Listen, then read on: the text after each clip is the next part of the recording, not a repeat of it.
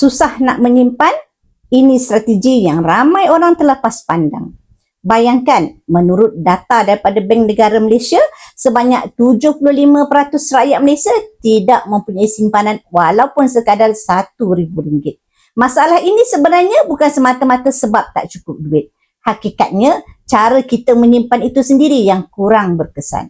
Bila duit banyak dalam akaun bank, memang mudah sangat nak terbocor. Sekarang, semua di hujung jari. Dengan satu klik saja, duit boleh lesap sekelip mata.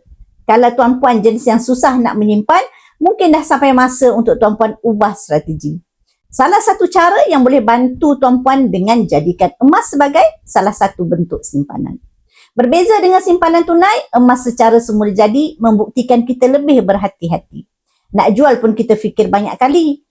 Inilah yang bantu simpanan kita lekat lebih lama. Bukan sebab nak cepat kaya, tapi sebab nak latih diri supaya konsisten menyimpan. Lama-lama, tabiat ini akan jadi kebiasaan yang baik.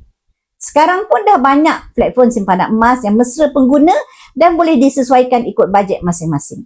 Contohnya, Public Gold yang menyediakan platform simpanan emas yang fleksibel melalui akaun emas JAP yang mana tuan-puan boleh simpan emas serendah RM100 sahaja. Simpan emas ini mungkin nampak seperti langkah kecil, tapi sebenarnya ia adalah permulaan penting untuk bina tabungan yang lebih kukuh dan tahan lama. Nak mula menabung emas di Public Gold, tuan-puan boleh rujuk pin video saya di profil 5 langkah daftar akaun Public Gold. Saya akan bantu tuan-puan dalam cara dan langkah-langkah simpanan emas yang terbaik untuk tuan-puan.